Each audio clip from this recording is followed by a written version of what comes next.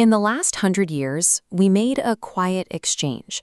We replaced objects built to last for centuries with items manufactured to be thrown away. We accepted this shift as the price of efficiency.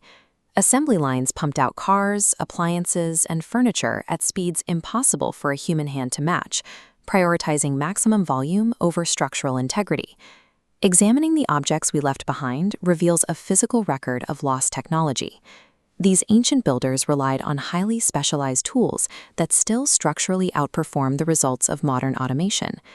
Automating our workshops did more than increase speed. It downgraded the material science of the objects we rely on. Wood is a highly demanding material.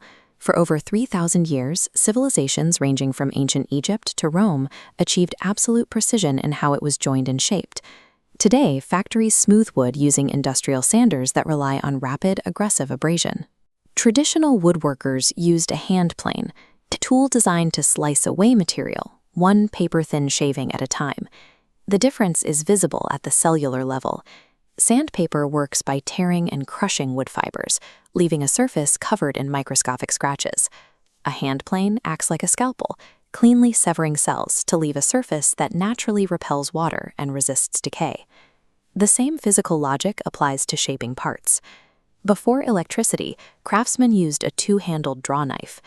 Because it is pulled slowly by human hands, the tool perfectly follows the specific direction of the natural wood grain. A modern electric lathe cuts directly across the internal fibers to force a uniform shape. By working in harmony with the grain, a drawknife produces components with long, unbroken cellular fibers. This creates a chair leg or tool handle that is lighter, flexible, and harder to break.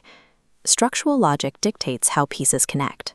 The hand-cut dovetail uses interlocking wedges that utilize physical tension, naturally resisting forces pulling them apart. Mass production replaced this internal geometric strength with external fasteners like metal screws, driven into low-density composite board. When a metal screw bites into composite wood, it creates a localized weak point. As the furniture shifts, the rigid metal slowly destroys the surrounding material until the connection fails. Ancient joints survive for centuries because they ingeniously use the material's own physical shape to lock securely in place. This understanding of material behavior extends into masonry. Across the Mediterranean and the Middle East, builders relied on traditional lime plaster, a finish that has kept structures standing for over 2 millennia. Lime plaster cures through a continuous chemical reaction. It pulls carbon dioxide out of the air, converting the soft plaster back into hardened limestone, while remaining porous enough to let moisture safely pass through the wall. Modern cement systems set rapidly to keep construction moving, but form rigid, non-breathable barriers. Trapped moisture has no escape, leading to internal cracking and mold growth. We see a similar sacrifice of control in heat management. For millennia, early industries required charcoal produced in earth kilns. By managing airflow over several days, craftsmen achieved a slow, dense carbonization. This slow-burning charcoal provides master metal workers with an exceptionally consistent heat source. When forging tools, minor temperature fluctuations can ruin the steel. Industrial retorts produce charcoal in massive quantities, but it burns too fast and hot to offer this level of precision. Whether curing a stone wall or heating a forge, the chemistry requires time. Optimizing these processes for industrial speed destroys the exact chemical and thermal controls that made ancient engineering so enduring. Early industries engineered tools to work in harmony with unpredictable biological variables rather than trying to overpower them. Traditional maritime ropes made from hemp or manila are highly hydrophilic. When exposed to rain or ocean spray, the fibers absorb water and swell. This expansion causes wet knots to cinch down even tighter, increasing their holding power during storms. Modern synthetic ropes are cheaper to produce, but their smooth plastic fibers can slip under wet tension. Once discarded, those plastics remain in the environment as permanent pollutants. On land, the same attention to natural materials dictated how we harvested crops. For over 2,000 years, the scythe was the standard agricultural tool for clearing grass and grain. The scythe blade delivers a clean, surgical slice through the base of the stem, leaving the physical structure of the plant intact. Mechanical mowers operate using blunt force.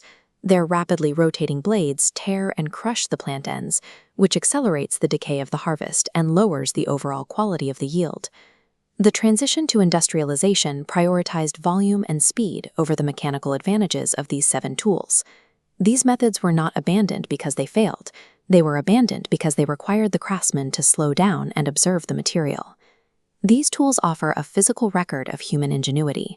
They prove that structural integrity and sustainability are the result of patient, careful craftsmanship. The evidence is still standing, proving that faster is rarely better. Next week on Lostwise, we are heading to Lebanon to investigate the massive ancient stone blocks of Baalbek. Some of these megaliths are so heavy, they defy modern industrial capabilities, leaving a lasting mystery about how ancient builders transported and placed them. Subscribe to the channel and activate notifications so you don't miss it. We will see you next time.